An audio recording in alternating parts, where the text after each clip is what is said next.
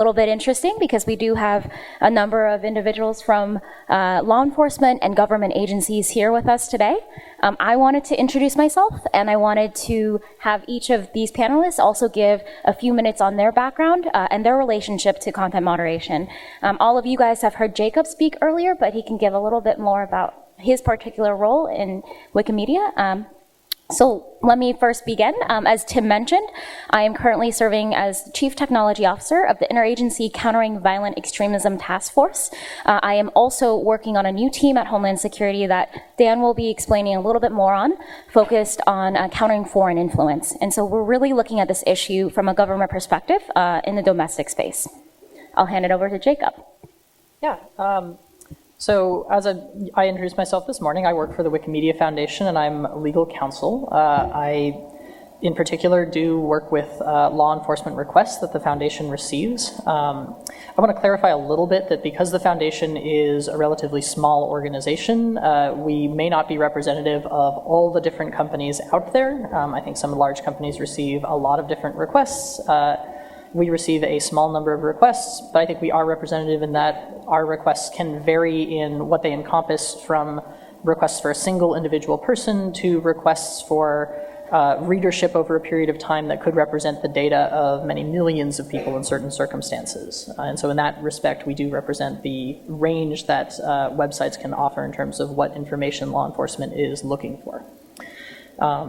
A sort of quick addition of the type of work that we do with law enforcement. When we receive lawful requests, we of course make all efforts to comply with them. In many cases, a lot of the work goes into determining what data is actually available and helping to work and negotiate with law enforcement about what data they're actually looking for to clarify. In many cases, what a website possesses varies from what people are looking for. For example, we might have technical information but not actually have a person's address or phone number in some cases. And in some cases, we look to help clarify and negotiate in order to narrow certain requests, because there are times where what someone is looking to do and what information they're looking for is really just to find a particular person. But if you have a request for millions of people, we hope to be able to assist in narrowing that down to make everybody's life easier and to not give away the information of 999,000 unrelated people. So I will hand it over. And Pablo is from the EU Internet Forum. Europol, sorry. Europol, sorry. Well, my name is Pablo Peláez. I represent Europol here in the States. Despite we cover the entire Americas, my colleague Pat and I deal with some 18,000 law enforcement entities here in the States. And Europol is, as you know, or if you don't know, is the European Law Enforcement Agency. First of all, we are not the United States of Europe, okay? So we have to really deal with different sensitivities at EU level. In 1993, we created Europol, which initially was called the European Drugs Unit, that later on turned into Europol. And our main areas of expertise are cybercrime, counterterrorism, migrant smuggling, and organized crime. So a quite recent and important part of that is the cybercrime and city-related offenses, and the Internet Referral Unit that was created in 2015, it's quite a relevant actor in this arena. So we were created by, the Internet Referral Unit was created by the Council of Ministers, Justice and Home Affairs, with the idea of supporting all the counterterrorism investigations in terms of hate speech and online propaganda, trying to counter the message, trying to identify and refer the content to the private sector. But we've been somehow advancing, and we have been improving our methods that we will elaborate a bit more in the next minutes, but so far we are in a very good position within the EU landscape in the deterrence of the hate speech and the online radicalism. So we can just discuss it more in depth later. Wonderful. And Dan Sutherland? Yeah, my name is Dan Sutherland, and I'm the Associate General Counsel of the Department of Homeland Security. I am the general counsel for the part of Department of Homeland Security that's responsible for cybersecurity, biometrics, telecommunications, infrastructure resilience, and some other issues like that. I'll just mention the very beginning of the department, I was the first officer for civil rights and civil liberties at the department, and that'll be relevant, I think, as we talk about some of the legal frameworks that we're going to talk about in a bit.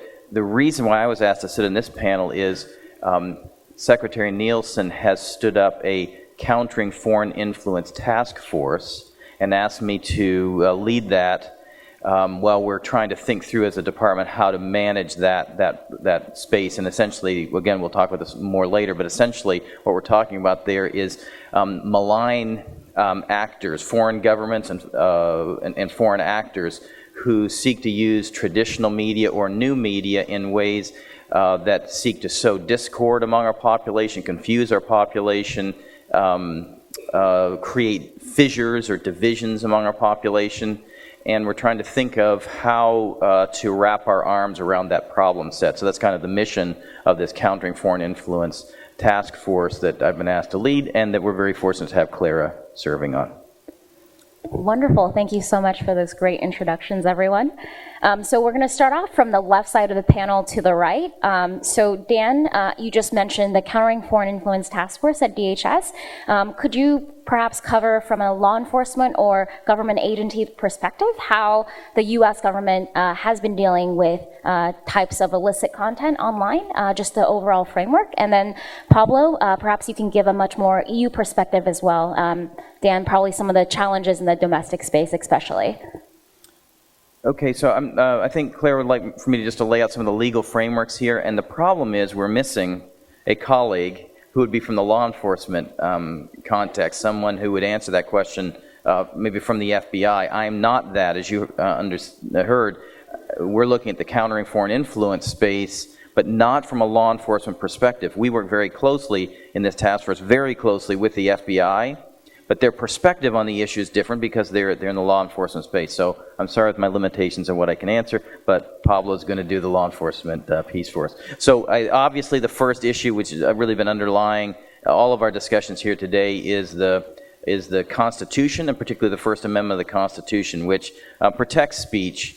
And it's very important, we talk about this all the time in conversations ever since 9/11, that it's not a violation of any law for someone to go to a website that maybe has content that's neo-Nazi or ISIS related or something. That's not a violation of any law.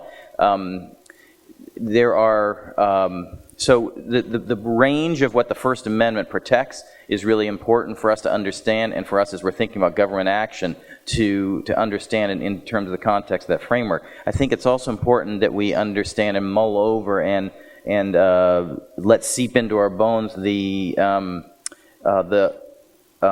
values underlying the Constitution, government involvement in speech, government influencing speech, government coercing speech. All these are things that we as a country don't feel comfortable with, and it underlines the values of the Constitution. There's obviously a lot of relevant statutes, such as the Privacy Act, and within our department, we have built into, the Congress has built into the structure of our department some of these principles. We have a chief privacy officer and a privacy office. The first privacy officer was Nuala O'Connor, who's now the head of Center for Democracy and Technology. I have to say that since they're a sponsor of the conference, to mention that. But anyway, and I was the first officer for Civil Rights and Civil Liberties, and the two of us sat together and tried to figure out how do we make sense of all this. But both of these are statutorily created positions that are very well funded, and both have very substantial places at the table within the department. I think both offices have 50 plus people, maybe 100 people spread out across the department, budgets in the order of $20 million. This is resourced, it's meaningful, or both are meaningful organizations within the department have influence on how we think about issues. So the other thing that I'll mention about legal frameworks is, as we're thinking about both foreign influence and countering violent extremism, we are thinking within the framework of legal constructs that are very typical for the Department of Homeland Security, and by that I mean really information sharing. A lot of what the Department of Homeland Security is all about is information sharing. That threat information, for example, would get down to state and local leaders, to sheriffs, mayors, governors, others like that. And so we're thinking about these problem sets from an information sharing context. For example, we statutorily can create and do create forums for industry and government to discuss sensitive security information. There's statutory provisions that are created that would allow a shopping mall or a train station or whatever to share with us sensitive security information, and for us to have a discussion, meaningful discussion about that. That applies in this context as well. So we are structured as a department to have these types of relationships with the private sector, social media companies, to help them think through the security issues that they face, and for us to brainstorm together and think through these issues together. So it's a completely different paradigm than my colleague from the FBI or Pablo would provide. It's an important addition, I think, in terms of a legal framework. Yeah, well, when it comes to just a small clarification, when it comes to foreign influence, Europol is not dealing with that. That falls more into the intel side, so we are not that much into countering foreign influence in our systems. So I will be referring to CVE, so violent extremism, and also the propaganda or the means used by those who are recruiting or bringing refugees or migrants. So all the false promises and everything that are being disseminated through internet in order to recruit them. And to be honest, for us as Europol, is not, we mentioned in the past, it's not difficult because we rely so much on member states. So Europol, until quite recently, we didn't have such an authority. So even the referrals that we had to make had to go through the different national authorities that were dealing with the judicial proceedings at national level. Once again, we are not the United States of Europe. However, how can we just face this challenge since the beginning? Well, counting with all the actors since the very beginning, meaning that relying too much on the European Union Internet Forum, which is a platform that really brings together people from the decision making, all the policy makers. You have as well Europol, you have the member states, and you have the private industry. So by bringing all the people to the table since the first moment, that allows for a much optimal result. That is the model that was set up by Europol with the Cybercrime Center in 2013. Okay, so we decided that we needed to really have the private industry with us in order to be able to really develop the different policies at the EU level. And the advisory board of the Cybercrime Center is comprised of some of the big companies, but also the small ones. So we really take into account, we take on board all the initiatives that can be brought by the private sector, and we try to include them in our strategy. At the end, when we are dealing with the removal of information, when we are facing the challenge of taking out of the market this speech, we really refer to your own or to the private industry's own guidelines. So it's the way we see it is we are helping them in cleaning their platforms. So in that regard, the more we know, the more we understand each other, the better results we have. No, that's wonderful. And Pablo, another question for you. How do you guys work with the private sector? How do you determine which companies to work with? What does that interaction look like in more detail? Well, that is a challenge for us. It's a continuous outreach exercise. So we identify platforms, 150, 160 platforms. So far, we are in contact with no less than 80, as far as I know.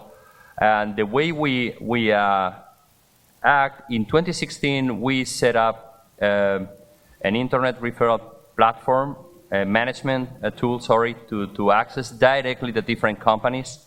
By this, we've been able, since 2015, if I'm not mistaken, to analyze more than 54,000 leads, out of which 52,000 out of them were referred, and we have an 82% success rate, which is, I think, quite impressive.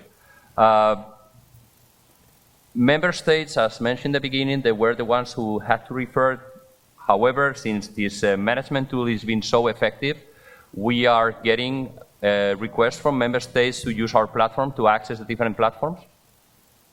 And we are establishing a pilot project because so far all the work we've done with the private sector has been done through our encrypted tools, but we are thinking on the best way to bring it out to the regular internet, of course with the appropriate safeguards, and have the different member states accessing the platform in a coordinated manner. And that is probably one of the big challenges that we have that we can discuss later, which is coordination in the referrals. No, absolutely. That's very insightful. So Jacob, we're going to turn it over to you. Wanted to see if you could help outline a little bit more detail how you guys work specifically with law enforcement. And I understand you have a little bit of a different model. You don't have 20,000 employees to do content moderation by the end of the year like Facebook. You have a little bit less, and you rely on a different type of model really on your community. So if you could deep dive into that a little bit, and also how you handle law enforcement requests. Yeah, so I think there's a certain subset of things relating to law enforcement that I think are actually fairly easy to deal with, both in our model at Wikimedia that uses community editing, as well as for many other platforms that have moderators they've hired to do that kind of work, which is things that are like fraudulent or deceptive in some way, and things that are clearly threats and calls to violence, because both of those two examples, of which much of the violent extremism content is, as well as much of the government influence content, are things that there is pretty general agreement that people don't want around. So on Wikipedia, the primary effort that people are going to is writing an encyclopedia. Many of the user policies are specifically around identification of reliable sources and trustworthy information.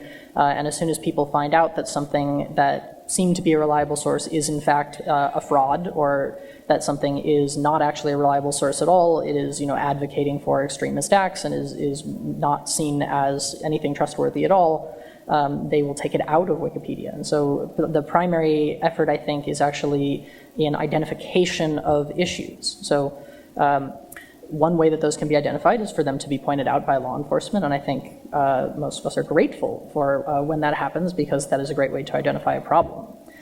Some of that also goes back into the machine learning efforts that are going on. I think that looking at edits that are done and being able to identify when something is advocating for violence, or if there are indicia of fraud or deception in some way, are ongoing things. Those tools are unfortunately imperfect, so you're never going to find everything, but the better and better they get, the more likely it is that someone is going to be able to find things and respond to them quickly and effectively. I still think that human review is really important. In fact, we had a great example of that in the lunch talk that just finished, where you might have a video that in its origin is violent in some way, but is then shared by people advocating for world peace and as an example of the problems going on, and those kind of issues are caught by human reviewers, whether they're volunteers or hired moderators, and so can be evaluated more carefully. Where I do think that there is more difficulty is that subset of things that are felt to be in the space of sort of propaganda, but that are also accurate and newsworthy in some way and are not a clear call to violence. So for example, some of the writings of some of the various clerics, for example, are often used by people to advocate for terrorist acts, but are not themselves calling for violence, and are not clearly, inaccurate or wrong, and may even be things that are newsworthy and that people want to talk about. And our model at Wikimedia is this various community model, so as long as it does seem to be lawful content, we allow the communities to make their own decisions about what they want to say about that and how they want to write about that. But I do think that those present some challenges in a law enforcement space where there's a need to identify people that are using that content as ways to communicate amongst networks. And so I think that is also probably where the legal challenge is most notable, and there hasn't been a lot of precedent around First Amendment and Fourth Amendment law in that space. The other thing I would say about this overall is that the other types of requests that we get from law enforcement for identifying people, I think that those also fall into sort of two categories. There are requests where it is clear that there is a problem, there are people that are engaged in some kind of wrongdoing, and we are able to help with those as much as we are able given the technical limitations and what information we possess.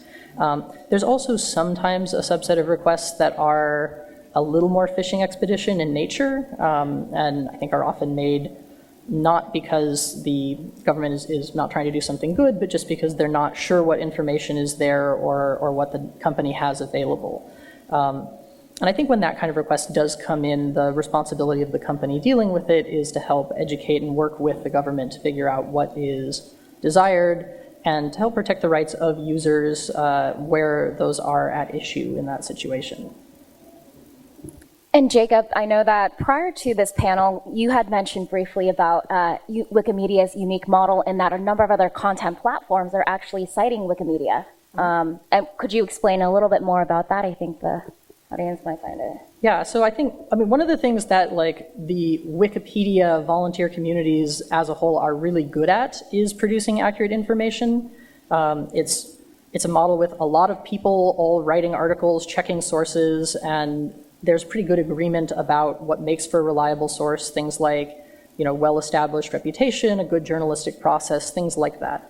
And so because the entire effort of writing an encyclopedia is to produce accurate articles with good sources, and because the content is freely reusable by anyone for any purpose, what a number of other platforms have been doing is linking to Wikipedia articles. So, for example, YouTube recently started linking to Wikipedia articles and videos that are marked as controversial, and I believe Facebook has also started to do some of that. And I think that is useful. It's certainly one very helpful use of Wikipedia content, and so we'll see what happens from there.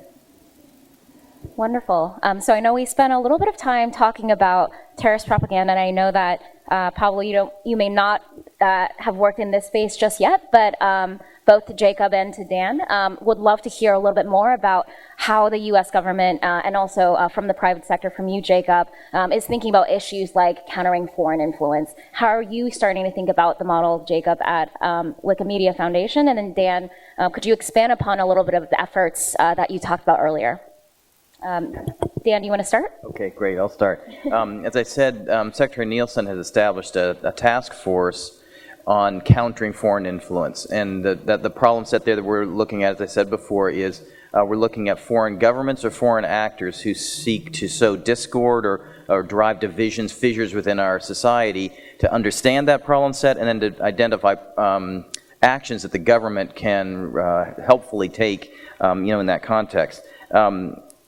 So we have, throughout this conference today, we have talked about a whole range of really interesting problems that society faces, and this problem we haven't actually talked about. It's another emerging problem, and so I want to talk, I think it's important to think about that as particularly we're heading toward midterm elections, as kind of another measuring stick in which this is going to be an issue, and we will be increasingly wrapping our arms around this problem.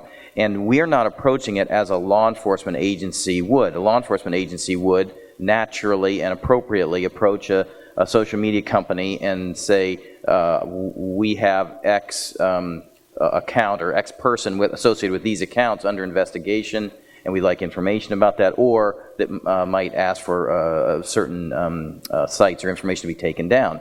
Our approach is instead in the area of supporting our partners and stakeholders in understanding the scope and scale of this problem, and then identifying ways that they can take actions with regard to it. Rather than our department taking actions, we can empower a social media company, a university, a company, a state election official to take the actions that they deem appropriate. So our model is in supporting our stakeholders rather than in a law enforcement model coming to them about a specific case. These two, we work very closely with the FBI on this. These two are very complementary and important roles, but I think not quite discussed here at this conference. But I have to say, I think we're going to be increasingly talking about it more and more. So what we're doing here in the early days of this is really trying to wrap our arms around this problem set. We're meeting with, well, for example, we've looked at every single think tank report and congressional report written on this and summarized all the different recommendations that people are saying government should take. We're sitting with social media companies poring over those ideas.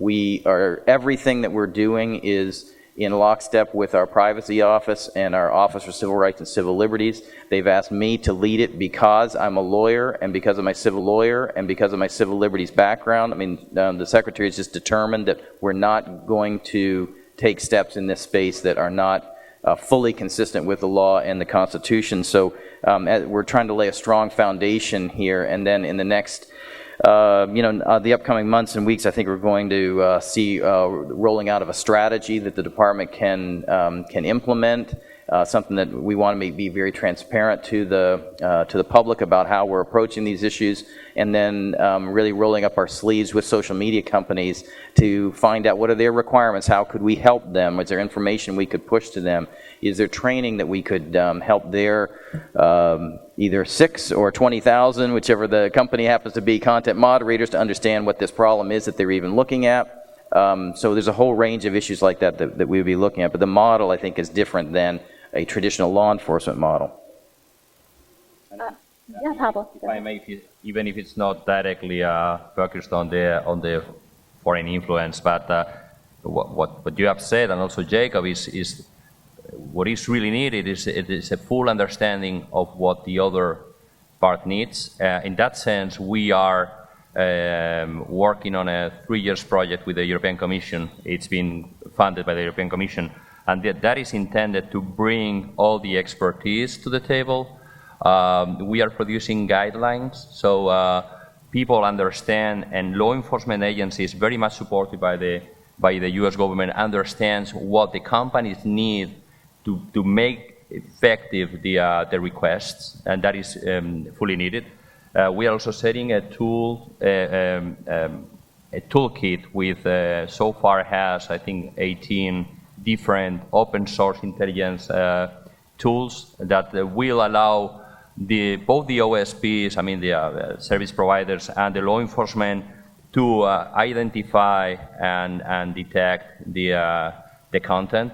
We need to learn from each other's experience, and even on top of that, we have put in place the so-called targeted action days, by which we really target, if it's a big platform, just one, if not a few platforms.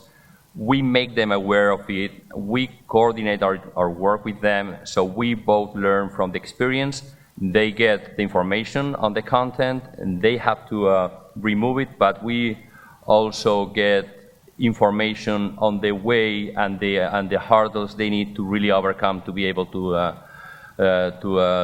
deal with these issues. So it is very important in both ways. We provide them with the modus operandi, and since the internal referral unit is fully embedded in our counterterrorism center, we also provide modus operandi trends that will help later on the companies in identifying these patterns. Great. And Jacob, I know you deal with murky types of rulings on content all the time on Wikimedia. So I think around a broader issue that may not have specific legal implications like foreign influence. Curious about your thoughts. Yeah, I mean, honestly, I think what both Dan and Pablo were saying is really pretty right, that like what we need on the tech company side is information about what's going on. In many cases, we at the companies, I think even in the case with larger companies with large staffs, there's just too much stuff to review everything and to know what's going on. And so as specific as possible information about what is happening is really helpful. I think in particular that actually like publication, like investigation and publication of information can be especially helpful. Because there's one level where something is like, I get an email from a law enforcement agency and they're saying there's a particular person they're investigating, or there's a problem, or even there's a subpoena and they need information on someone, and that can stop, you know, one person or one particular problematic article. But if there's an investigation into, say, like an agency or an organization that is producing a lot of fake content, and that's published in a way that lets people identify everything originating from that organization as a deception, then that can be disseminated out and used either in, you know, algorithms identifying content, or looking for different types of links, or by volunteers editing content to, you know, remove all of that or declare it all to be unreliable in different ways. So the more information is generally known about these kind of problems, the easier it is on the tech company side to respond to it, I think. No, that's wonderful. So we're going to close today with more of an emerging issue as we go into coffee break. Encourage all of you guys to also discuss this. How will the introduction of the Clarifying Lawful Overseas Use of Data Act, the Cloud Act, impact all of your guys' work? So maybe Jacob, we'll start with you. How are you guys thinking about that at Wikimedia? And any questions you have for maybe Pablo from the law enforcement side? Yeah. So I think so for those who don't know, the Cloud Act does two things. The first one is it gives U.S. law enforcement the right to access data held by U.S. companies, no matter where the physical location of that data is. There was a case going on about Microsoft holding data in Ireland and not giving it to U.S. authorities, and the Cloud Act mooted that case, and now they just have to turn that over. The second thing it does is it opens up a program by which, I believe it's the DOJ in consultation with the Secretary of State, can make bilateral agreements with various foreign countries in order to allow those foreign countries to make law enforcement requests directly to tech companies, and those tech companies would be allowed to comply with those requests. Right now, the Stored Communications Act prevents U.S. companies from voluntarily giving data to foreign law enforcement authorities. Those countries which negotiate an agreement under the Cloud Act would have that restriction lifted and could comply with those foreign requests. And so I think those two parts are sort of, there's an immediate effect from the first one. There's no bilateral agreements yet, but we'll see what comes from those. So the first thing is, I think the first part just clarifies what pretty much everybody was already doing, with a few exceptions like the Microsoft problem, right? If you are a US company and you get a lawful request from US law enforcement, a US company has to comply with that. I don't expect that to be a significant change from what most people are doing. There may still be some exceptions. I think there was some mention over the day of GDPR in Europe. That could present some challenges if data is being held in Europe and requested by US law enforcement. So that is an area of law to be clarified under the Cloud Act. The second part, I think the question with the bilateral agreements is going to be twofold. One is whether there will be many that are actually created. If they are, then there's likely to be a lot more direct requests from foreign law enforcement, and that could, you know, lead to a notable increase in the kinds of requests we're receiving and maybe make it more difficult to evaluate them. And the second part is what those requests are impacting. The Cloud Act has some exceptions for if requests are impacting free expression or freedom of speech. And you know, like in the case of Wikipedia, for example, if somebody's asking who's reading a particular Wikipedia article, I would argue that that's likely to impact free expression, because that's very much a modern analog of what library books you're checking out. But it's not going to be clear that that will be as difficult for every company equally. So I think we'll have to see what kinds of bilateral agreements are created, and then what types of requests foreign authorities are making under that. If people are asking for a lot more data, and a lot more data in those sort of controversial spaces, that could lead to some challenges or maybe a little bit of need for clarification of the law going forward. Pablo, any thoughts? Oof, it's very challenging because, I mean, Jacob has already mentioned a lot. But, of course, with the GDPR, the General Protection Data Protection Regulation coming into force in a couple of weeks, it's very unclear, the panorama. I mean, the landscape is going to be, we anticipate that being the Cloud Act kind of a BILAT-led initiative, that would conflict a little bit with the more generic and multilateral legislation. We, of course, being from the European Union, we advocate for a joint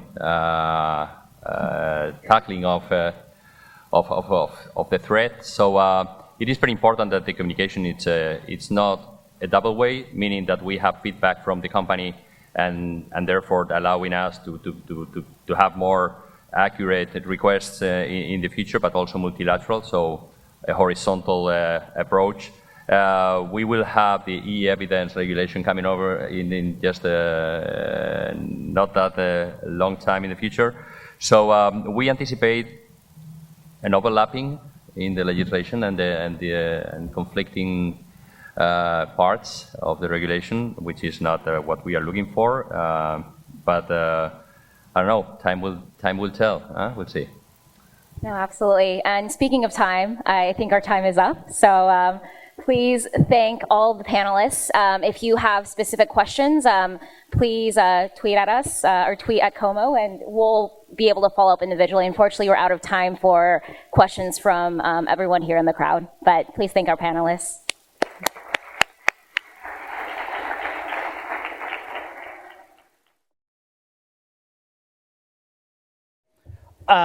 So good afternoon. Thank you all so much for sticking with us through an exciting but intense day of content moderation at scale.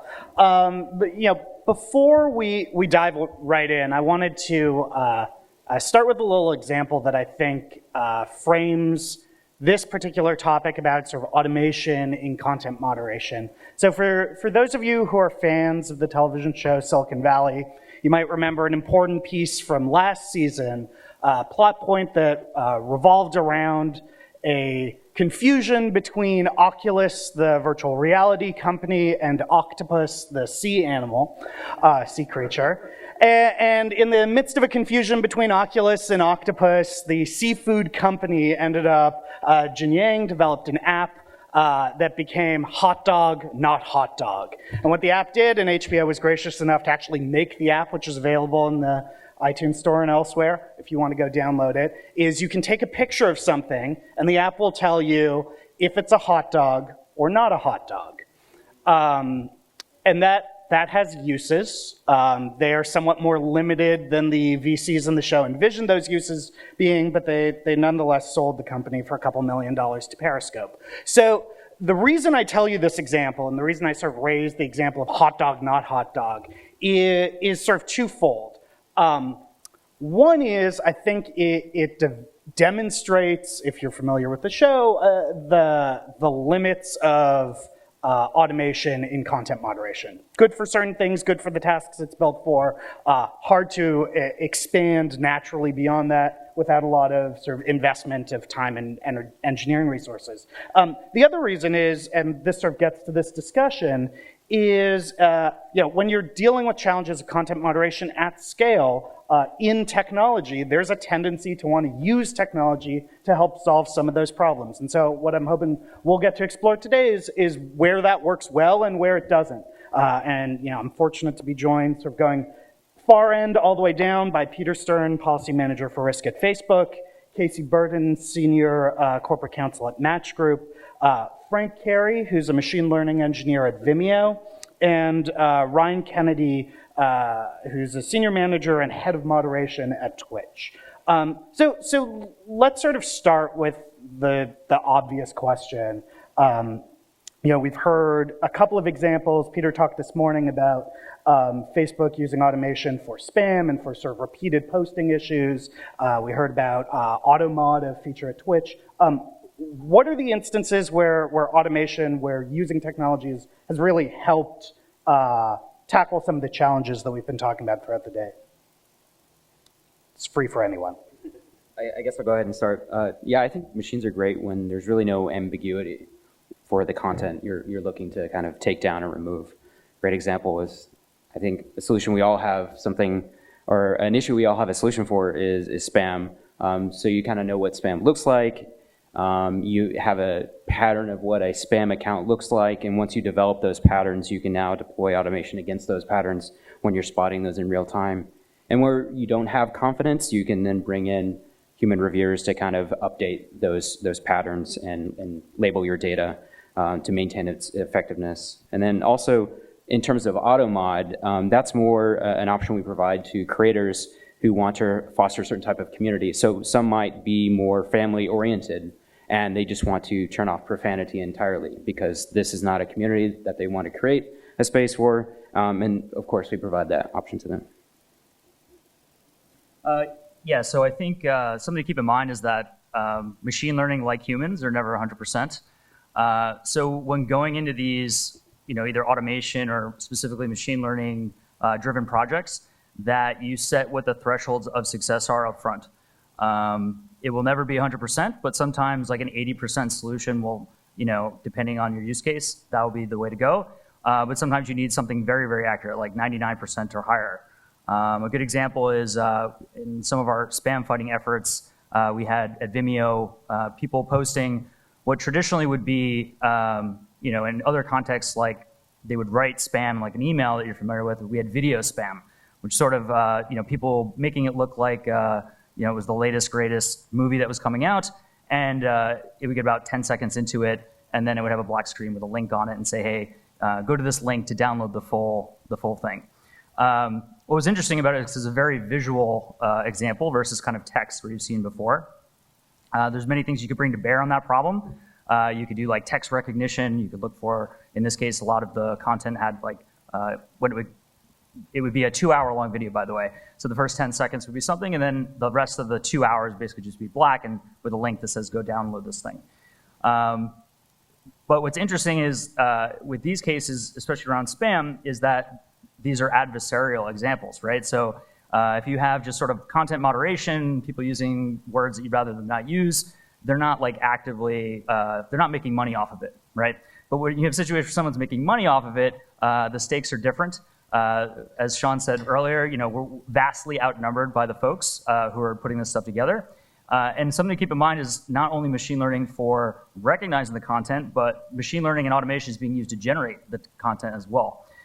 So it's really kind of an arms race between the two. So it's important, like upfront, to set what the threshold you think you will need. In our case, we had a great model that had very few, 5 nines type of false positive rate was very, very, very low. And you need that because we had so much content that if it was even like 0.1%, it'd be thousands of accounts per day, and we don't want to remove users unnecessarily. But like I said, you're with an adversarial model, so we had these very good models, and as we would implement these machine learning models, they would work really well. They'd go through QA, take some time to do that. We publish them out, and then like within days, we would see that the people would change tactics and try something else. So, we got to the point where we realized we actually needed to automate our automation, like sort of to learn on the fly from these things. Other companies that have a lot more resources like Facebook are doing this like hourly. And so that's sort of the direction we wanted to go in, which maybe I'll talk more about later. Yeah, so for me, I think what machines are really good at, and I think somebody used this phrase earlier, is the known knowns, right? When you know what you know, the machine then can iterate on that and really flesh out exactly what the bad behavior looks like. I think, like we've heard before, what is really easy, or maybe not really easy to do, but what is easiest for machines to do is find the spam accounts or the bots or things that are, not acting like a human. So if you are sending, I think like I said earlier, sending, 100 messages in the first minute that you're on site, you're probably not a real human. And so then you'll get removed. Similar things like that, or if you're, using the same message over and over again instead of tailoring it, all these are different signs of being bots that machines and algorithms can pick up relatively easily. I think the other thing that machines and algorithms are really useful for are for ordering the review, figuring out here are high priority, here are low priority, here are things that really look like fraud, here are things that really don't look like fraud that you may not want to review, and then here's the kind of bucket in the middle that then you can kind of weight accordingly. So from that standpoint, the machine is a tool then to assist your human reviewers as opposed to being kind of the end of the process in itself. Yeah, for Facebook, I really agree with all of that framing. we are often asked about how we're going to deploy AI or other techniques to solve some really difficult problems on our site. And a lot of the response takes the form of, it's not just like flipping a switch. There has to be room for human judgment. There has to be room for discretion and escalation. I thought the exercise that we undertook during lunch was really, really interesting and revealing in that regard. All of that said, where we can use AI deliberately and thoughtfully to remove content that violates our policies from the platform, then we want to do that. We want to do that so that people don't have to see stuff that violates our policies. We'd like to remove that, quickly. And a lot of what I'm going to be saying is contained in or sketched out in a blog post from the vice president of our community integrity organization, Guy Rosen, that came out on May 2nd. So you may want to take a look at that. But just adding a little bit more detail around some of those items as they bear on the topic today. So as was said before, in some areas, we've gotten pretty good at recognizing stuff like spam, fake accounts. We know a series of signals that we can look for when it comes to fake accounts, and we're good at taking those down. We do a lot of that. Also nudity. We now have classifiers that are pretty accurate, and particularly commercial stuff, we're able to spot that and remove it quickly. Then we get into areas that are very important, that are more complicated, that we've done a lot of work on, like terrorism. We've had a series of blog posts over the past year about how we've used automation in service of our terrorism efforts. And it's really always a combination of automation and human review. We have gotten particularly good at spotting terrorist propaganda. Videos and photos, much of it coming from official terrorist channels. And the numbers are large. Now in 2018, in Q1, we were able to remove almost 2 million pieces of ISIS and Al-Qaeda propaganda. 99% of that was taken down before it was actually reported, with the median time on site being very low, less than a minute. So we regard that as progress. And of course, we want to do that consistent with leaving room for counter-speech on the platform, because we know terrorist images also get shared to condemn, to draw attention to the evils of terrorism, and that is important to be on our site. So we don't want to take that off the table. We want to leave that there, but we do want to get rid of as much of the bad stuff as we can, as quickly as we can. In the terrorism area, we also use AI in a couple of other areas. Where we identify terrorist accounts, we will typically fan out to try to find related accounts. That involves the use of human judgment, but AI also helps us looking at signals like what are friend connections, what are shared addresses or devices. That's not the end of the story, but those are useful data points for us to use. And recidivism, that's a recurring issue that we deal with on Facebook. We've also gotten better at identifying when the same bad guy pops up using a new account, and we're able to shut those down quickly. So terrorism is, I think, a good reflection of how we try to get the best of all of these elements. Suicide prevention is another, has been a big focus for us over the past few years, and we've now also been able to use pattern recognition to identify instances where people are expressing suicidal ideation, and where we're able to then have humans take a look at what's going on, determine whether we can send resources or potentially even contact law enforcement. And there have been a number of cases in which we've been able to help people, which is terrific and gratifying for the team and what we should be doing. And then one other item was also mentioned in the blog post, graphic violence. We're now able not to remove, but to put up warning screens when we see certain types of graphic violence, which again, I think people have mentioned it today. There's a lot to be said for graphic violence warning screens, other types of warning screens. They leave content on the site, but they give people some protection and allow them to have a little bit more control around their experience on the platform. So we regard all those things as good. Maybe I'll circle back to talk about areas that are more difficult, unless you want me to get into that. No, I think that actually tees up the next question really nicely, right? So if there's a set of categories of things that automation is good to deal with, there's presumably a set of categories of things that automation isn't as well equipped to deal with. And Peter, maybe we could start with you and head back this way, because you started, especially in the terrorism discussion, talking about the role for humans. And so I'm curious, are there things that either where you believe, sort of based on where the technology is, there's always going to be a human in the loop, and is it possible to sort of categorize those things similarly? Well, I don't know if I would use the word always, but definitely for the foreseeable future, when it comes to hate speech, there's going to be a large role for human judgment in the process. We have started to use signals operating on things like slurs and certain types of speech to bubble up content for our reviewers to take a look at. We don't remove content based on the operation of this technology, but it, in some cases, tells us what to look at. And that has been helpful. It gives us confidence that we're still going to be applying our policies correctly, because we have our regular reviewers doing that work, but we're getting more eyes on stuff and more eyes on the right stuff.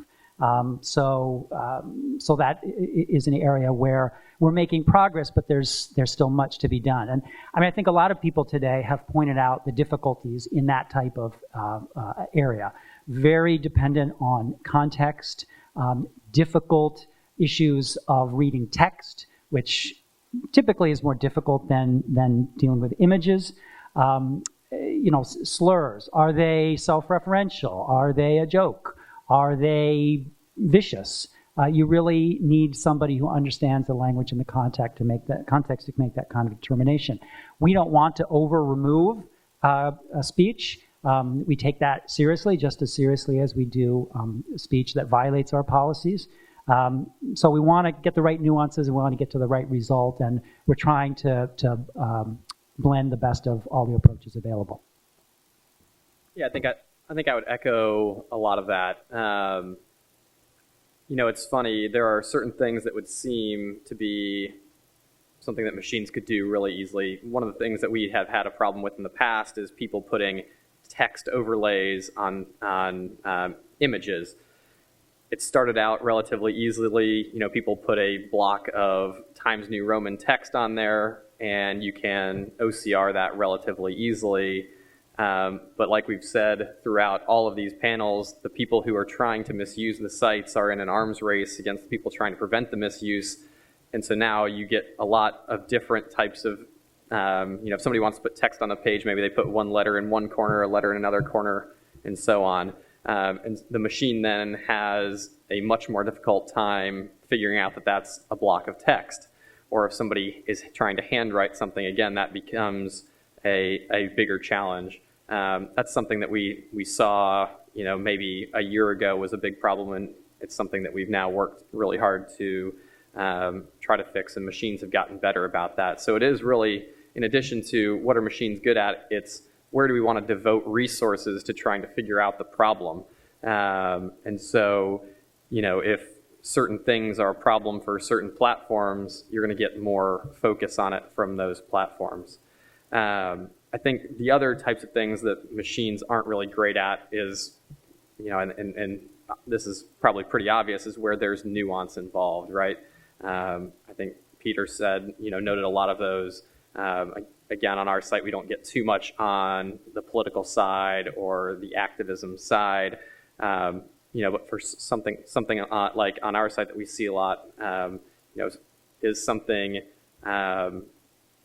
when you're trying to describe what sort of person you'd like to date, and you have a very specific set of requests, is that something that is okay, or is this going to be going too far? Like if I say I only want to date white people, or I only want to date black people, how do you deal with that? Or if you go even further and, if you're trying to describe some sort of, perhaps deviant sexual behavior, where do you draw the line on that? So there is always going to be a place for human review. No matter how good your sorting is, no matter how good your algorithms are, the human element is always going to be there, because it is your site. It's how you want your users to feel when they're on the site. It's the image that you want to portray to the public, and I think the human side of that is irreplaceable.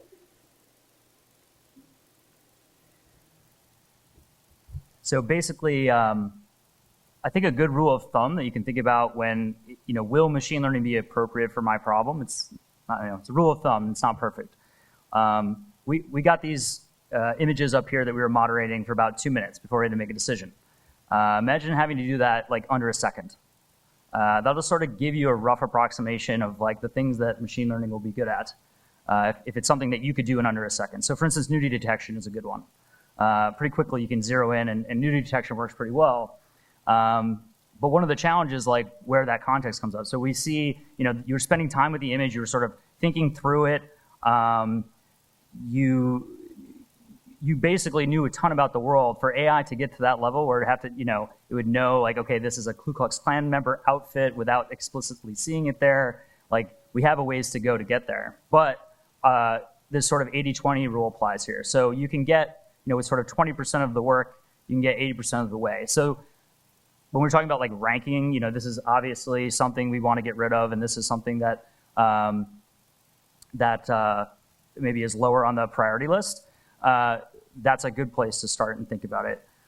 Places where it's been really challenging, like I said kind of earlier, we're just around, we're dealing with an adversarial actor, and you can get something that works really well and is very specific, and you can basically, it's sort of like a laser beam.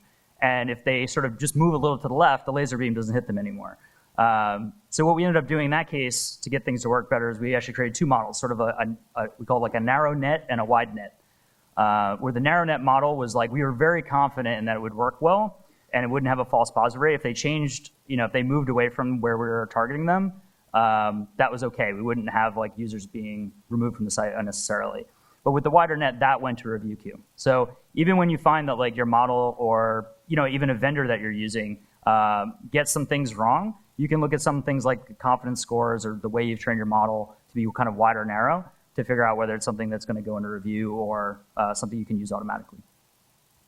Yeah, I can really only add to everyone else's comments. I think, especially if you're interested in building a community, I think we can all agree that's why we do what we do. You always really need that human element as part of your solution on fostering a healthy and safe community. And so for us, it's, again, similar to your solutions, it's about kind of researching, where are your adversaries like headed in terms of new ways to attack your sites. So in that sense, your human reviewers are kind of like your R&D department, and your automation is the weapons you're kind of launching against your adversaries. And so it's really up to the community and our moderators to kind of surface these new challenges for us to kind of iterate on our models and our data so that our machines remain effective, and then that our moderation solution in general is more effective, especially as you need to scale up. All right. Yeah, go for it. Yeah. I think the other thing to note here is that we keep saying that machines aren't perfect, but obviously humans aren't perfect either, right? We say that sending something to a human is, I guess, the gold standard, but humans make mistakes. They're going to see a piece of content, and just like we were all doing out here today, there's going to be disagreement, and or they're going to just get it wrong, right? We may say, you have to take nudity down. They see a piece of nudity and they just click the wrong button, right? I mean, that's going to happen, 0.1% of the time. And again, you're reviewing millions of these things, and you're going to have, bad content get up, even in the best of intentions, sending everybody through a manual queue. So while it's great to send stuff to humans as well, there's probably stuff that machines are just better at that you want to make sure that you send through the machines if you can. So now that I've successfully asked the two questions that were embedded in the panel title, I think we're going to dive into some of the sort of important nuances in here. And I do think that sets the stage really nicely for one of the immediate questions that I had, and sort of thank you for bringing that up, is we tend not to forgive machines when they make mistakes, but we're fairly forgiving sometimes, maybe, of humans when they do make mistakes. And so that sort of raises the question of what's an acceptable error rate. So one resource, just to flag for folks if they're interested in this topic, is Nick Feemster from Princeton and Evan Engstrom from Engine had a terrific report on the sort of limits of automated filtering that goes into a bunch of examples. One of the examples they highlight in the report is the example of EchoPrint, which does fingerprinting for audio files. And it has a 1 to 2% error rate based on some studies that were being done, and companies like Spotify use EchoPrint, at least according to the report I read, to sort of match songs for various purposes. 1 to 2% is a really high level of error, and so I'm wondering, to the extent you can talk about sort of different applications, what a target confidence level is. What is an acceptable error rate? How much does it vary application to application or specific sort of instance? I'm going to start with Frank just because you're the engineer on the panel, and hopefully everyone else won't stare angrily at me.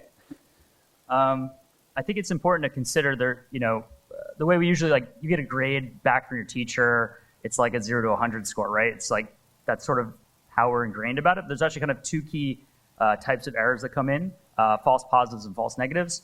And it's very contextual about how important you get that error rate. So I'll give like two quick examples. So spam being one where if, let's say it's your inbox, right? If 1% or 2% of the time you are missing emails and they ended up in your spam folder, this happened to us last week actually, thanks Microsoft, that can be a very bad experience for the user, right? So it's even, you have a very low error rate, but that's still a bad experience for the user. So that's sort of one side of the spectrum. Another side of the spectrum is like, say, a cancer screening. With the cancer screening, you want you're very willing to have a high false positive rate, maybe like 80%. So, but basically that's saying is like, I got a test for cancer, it says I have cancer, but I probably don't have cancer, right? It's just sort of a very wide net, and it's saying you should probably go for a second screening. Because the downside is if I don't catch that, right? If I don't cast as wide a net there, I'm telling someone they don't have cancer, they don't get that treatment, they don't get the follow-up. So it's very contextual about what are you going to do with the information? What are you going to do with that prediction? And what are like the biggest downsides? I'll pass to the next. Yeah, so let me ask maybe a follow-up to the question then, right? So one of the items one of the points that tends to come up in these discussions is questions around diversity of moderators. We heard extensively about this morning, diversity of training data, especially if you're using sort of machine learning techniques in content moderation. And there are 5 white guys on this panel. And so I'm sure if someone hasn't asked on Twitter yet, we're going to get a question about, there's a lack of diversity of perspectives on this panel right now. And so if you're making content moderation decisions, there were a number of companies that spoke very publicly about the need to incorporate a diverse array of perspectives internally as they're doing content moderation. Whether it's Frank or someone else wants to jump in on this, how do you think about sort of the importance of diversity in automated processes in particular?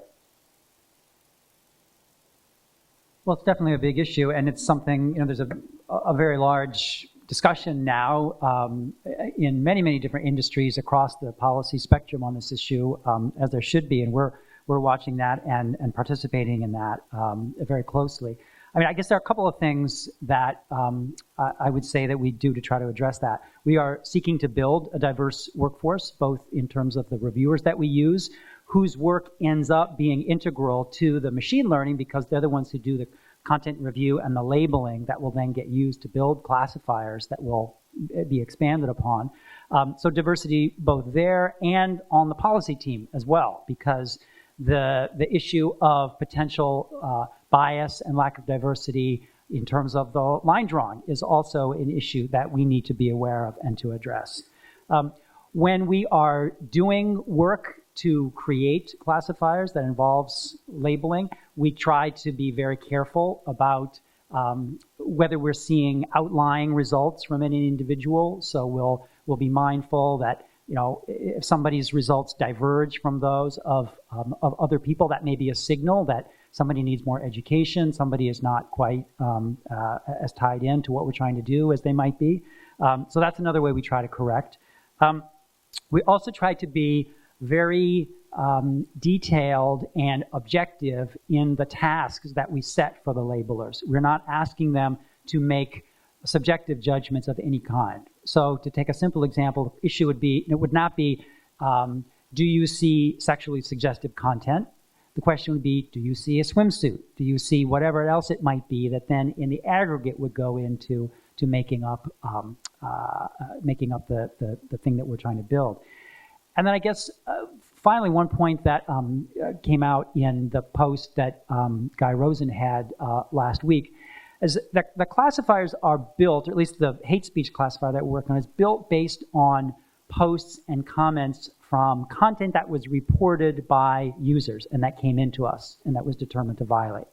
That element to user flagging is important. Sometimes people ask, does it matter that we have, do user reports matter anymore? And they do, for a variety of reasons. One important reason being that they help us get these signals that we can then use to build out and expand and hopefully get even better than human reviewers, but have to go through this process.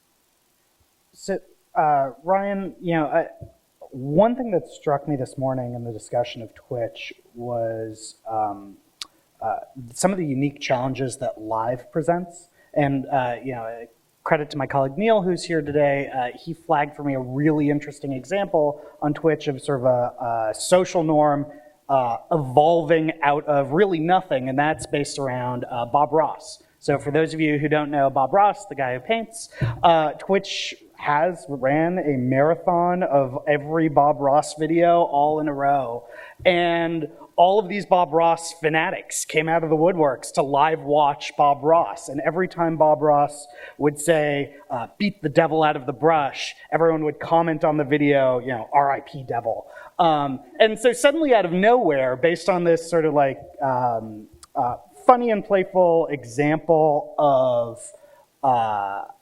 content sort of finding a new life and a new home, you have this whole new meme that's developed around that you wouldn't have a basis of training data around, and you wouldn't have a way to necessarily understand. And it strikes me that RIP devil could be taken to mean any number of things, and most people wouldn't immediately associate it with painting.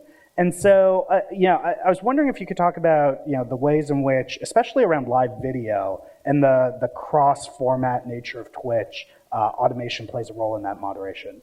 Yeah, I think that, excuse me, I think the unique thing about Twitch is the interplay between chat and what's occurring on stream. And I think that's what you're talking about, but it occurs across Twitch. So it's really important that, you know, machines are a necessary solution you have to deploy when you're moderating content that's occurring at such high velocity and also in real time. Things are evolving in real time. So it's important that you're managing it, you're bringing forth that community perspective, the cultural perspective that your moderators have to use, and they're deploying that in real time to kind of manage the machine. So you're spotting these behavior, and through the lenses that you have to moderate that content, make a real-time determination, a rapid one, because this is content that kind of lives in the moment. You don't have the opportunity to sort of hold that review and restore it later. You have to make a snap decision. So from that perspective, it's about kind of managing our data, our patterns that we're using with our machines in real time, on the basis of how people are using these memes that kind of evolve. But it's a constant sort of managing of machines, so to speak. Go ahead. Well, I sort of wanted to swing back to the bias for a second. Yeah. So we kind of talked about, you know, sort of bias in the workforce and making sure that, you know, whether it's labelers or people QAing it or people of different backgrounds and different perspectives. But there's also like, you know, implicit bias in the data that I think everyone who has either working with machine learning teams or you know, going that direction should just be aware of, like, for instance, and a lot of it's, you know, not sort of some evil actor, just sort of the way things have happened.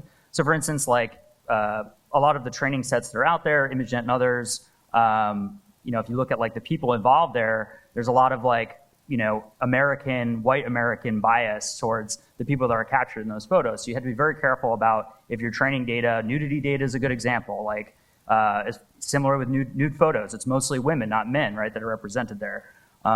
So you have to make sure that, you're thinking about those things, your teams are thinking about those things as you're putting these things in place, because the bias is already there in the training data, and you have to like go out of your way to make sure you're removing it.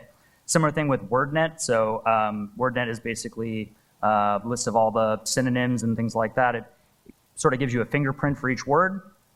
There's a paper that came out like last year showing how things like doctor are implicitly shown to be more masculine, like a fingerprint, than other things like, say, a nurse, which tend to be more feminine, a fingerprint. It's not somebody's like, the machine learning engineer is not creating that. Just, we have all this text over, decades and decades that we're learning from. And so the machine is dumb, right? It will just pick up the biases that have been there in the society, and it depends on the society you're training on. So, it's, culture as well. We have very good English coverage for many things, but for many of the languages, we don't.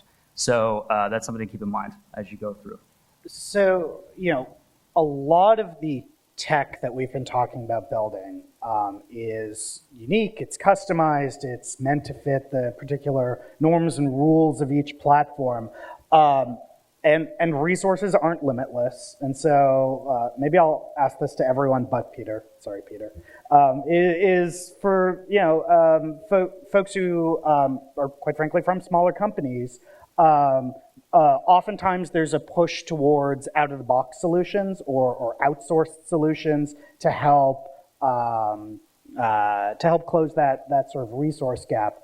How good are those solutions? What are the sort of big benefits to them? I mean, other than sort of cost, and what are the downsides to relying on things like that?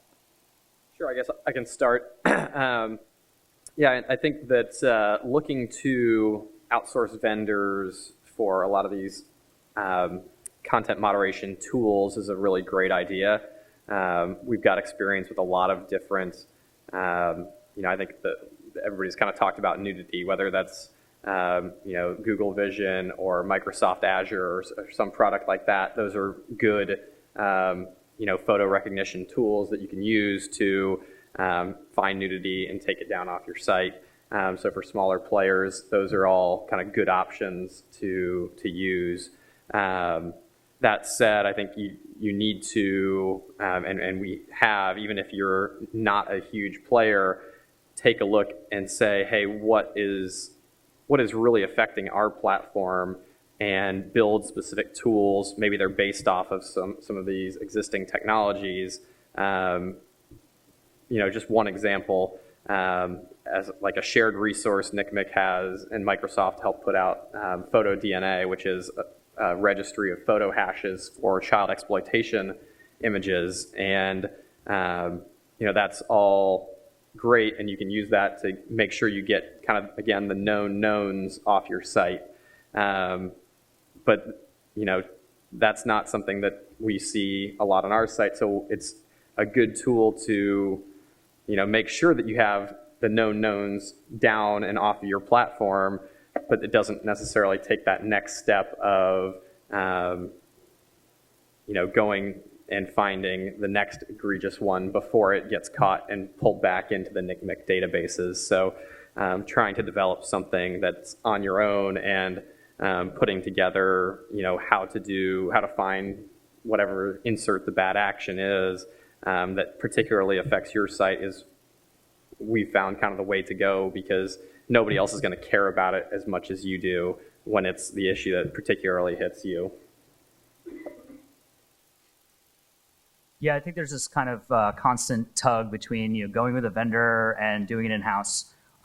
There's a certain level of investment from infrastructure and a team, having the right data. If you're a very small company that doesn't have a lot of data to train off of, it's not always very easy to get at some of the data that you'd want, like say fraud data and things like that. I have a kind of a specific case for Vimeo was nudity detection for most platforms is just like, we don't allow nudity, right? I assume Twitch is just zero nudity. I'm assuming zero nudity, and we've established, including breastfeeding, zero nudity, right? So that's a very, across the board, a simple nudity detection would work for all of these folks.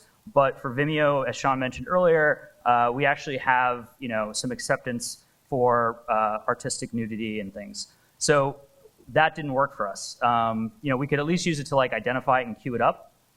But what we want to do is try to automate it as much as possible. So in our case, we actually had to have levels of nudity.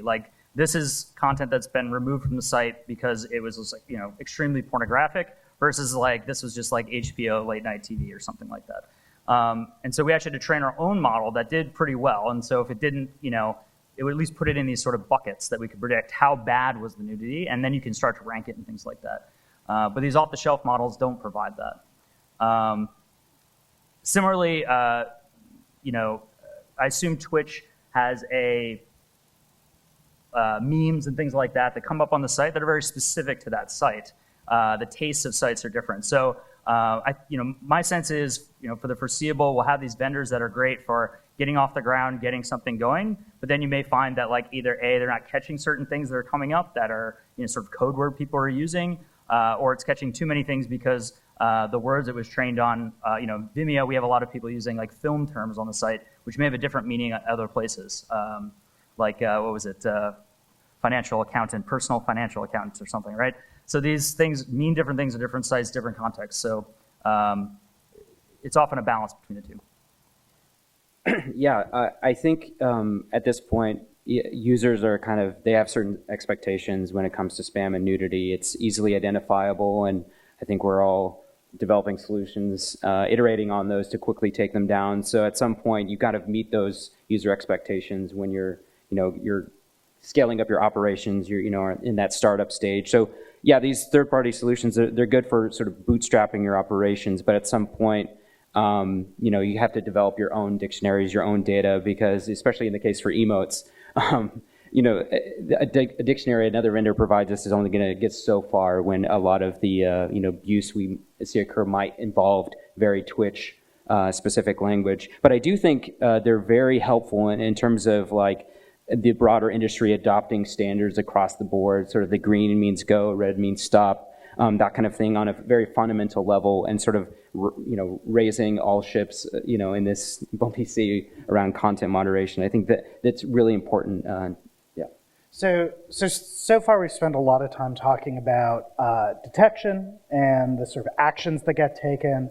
One piece that's come up a little bit, when we were talking about the surface area for users and other sort of contexts is the actual communication with users and the user experience. And so, Peter, maybe if I can start with you, when you think about serving an audience that's 2 billion plus people around the world, you can't personally write them all in email. And so what role does automation play in communicating with users after a decision has been made and in the sort of appeals process that comes afterwards? Sure. Well, I think all of that is very important, and it's an area where we have been trying to make up ground. Historically, we've not been as good as we wanted to be, both in terms of appeals and user messaging. It's very important for people to understand that they have an understanding of why something got taken down or why something didn't get taken down. And we have made progress in those areas. And now, pretty much across the spectrum, in most instances, if something is taken down that you put up on Facebook, you will get an indication from us as to why that was the case. That's certainly true with the new appeals mechanism.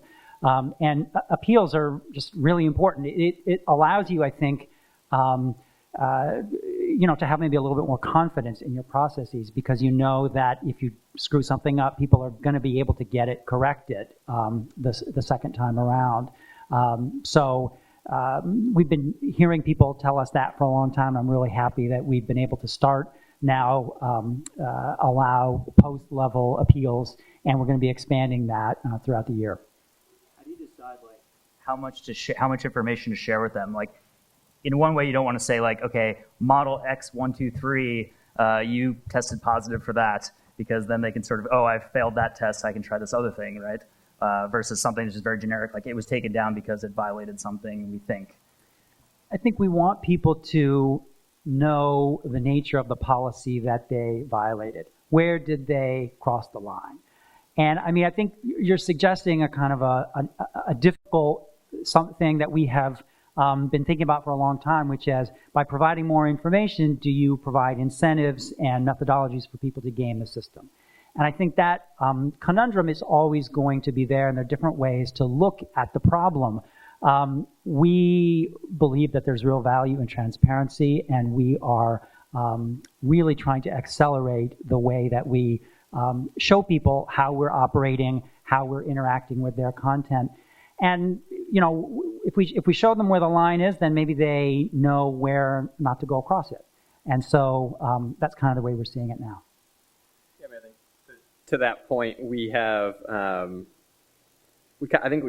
there's a way to treat kind of the bots or the automated accounts differently than you would treat the human accounts. I think that's kind of where we've seen probably some of the most value, where you're not giving the bots notice that you're doing certain things. You're placing them into a purgatory or into a whatever else where only bots exist, and you know, they can go off and have their fun.